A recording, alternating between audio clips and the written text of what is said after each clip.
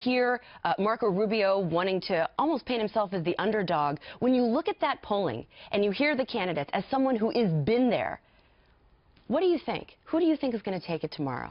I believe that the trend of Trump, Rubio, and Cruz will bear out tomorrow, but not necessarily in that order. The big battle is going to be for the rest of the candidates in what I call the battle of the single digits. They're all confident that they're going to win. They actually all think that they are going to make a last-minute surge. But the other thing that this demonstrates is that even evangelicals are not necessarily single-issue voters. Every time someone put out an ad or an attack ad, they think that it's going to cause people to just rush to their campaign or rush away from somebody else. No. Especially in Iowa, the voters are more sophisticated and they are not single-issue voters. What are they voting on this time around? They're voting on the same thing that most of America is looking for. They're looking for a leader, a fighter, and a winner because they are tired of Washington, D.C. not fixing stuff. That's that anger that some people have described, and I believe that it is real. They are angry that Washington has not fixed the tax code.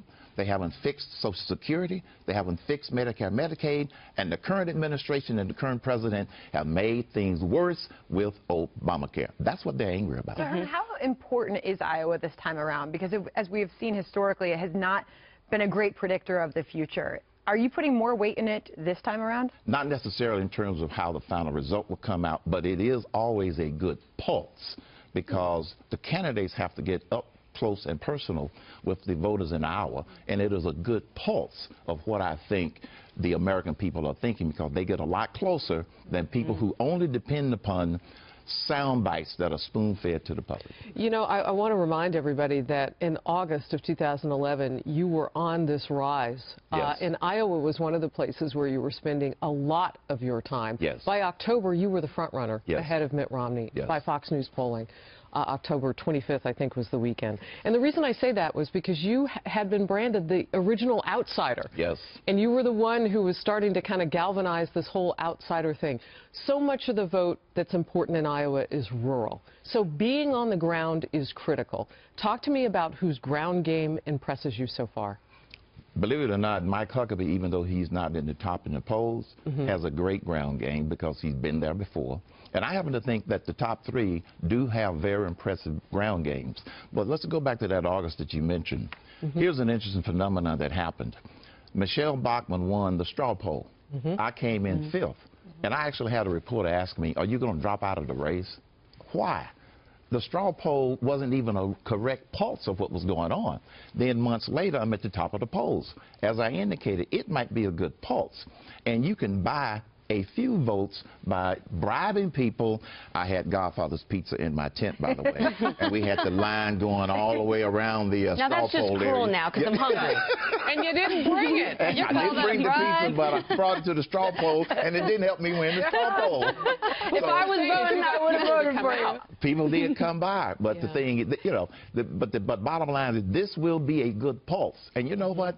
I'm going to be so glad when Tuesday morning gets here so we can stop speculating because the one word that characterizes this whole race this time, unpredictability. But you know what's interesting? You look at somebody like you just saw what happened with Marco Rubio. I see what you did there, Marco Rubio. He's talking about Ted Cruz being in the lead. He knows Ted Cruz isn't in the lead. He's setting Ted Cruz up for a big fall, and that's why you're seeing the surge of Donald Trump. You look at this poll. What's interesting about this poll is 47% of Republicans in this Des Moines Register poll view Donald Trump unfavorably. Yes. And yet you've got Marco Rubio going after Ted Cruz. You've got everybody else going after Ted Cruz. You've got George Bush going after Marco Rubio. Nobody's touching Trump. Right. So despite the fact that Trump has these huge unfavorables, even among the GOP, you've got him in the lead for that reason. But, you know, we have to put this in perspective. You need 1,236 delegates to win this nomination. Right. If this polling is correct, let's say this all goes down on Monday the way the Des Moines Register poll says it is, Trump gets 8, Cruz gets 6, Rubio gets 4. That's reality. It's reality. I mean, we're making this humongous deal over what's happening tomorrow, and yet, even if Trump does win, he only gets 2 more than the guy right behind him. To your point, that's why I said it doesn't really matter who's first, second, and third, as long as those three still end up in that top tier, as we talk about. Herman, you took a lot of heat in the press. Yes. You had what I like to call the dogs of hell unleashed on you, and you really were bludgeoned by the media. They seem to really enjoy it, fair or unfair. What do you think of the way that Trump is being treated and his supporters are being treated? And what do you make of the rift in the Republican Party? It seems like this time that kind of treatment and behavior isn't working. You felt it. Can you compare and contrast your experience with what's happening now? The reason that it's not working this time is that I believe that the voters are much more aware of these media frenzy things that take place. On the one hand, Trump has been criticized, and people have tried, the establishment Republicans, as well as some in the media, have tried to bring him down. It hasn't worked. The reason is, go back to what I said earlier.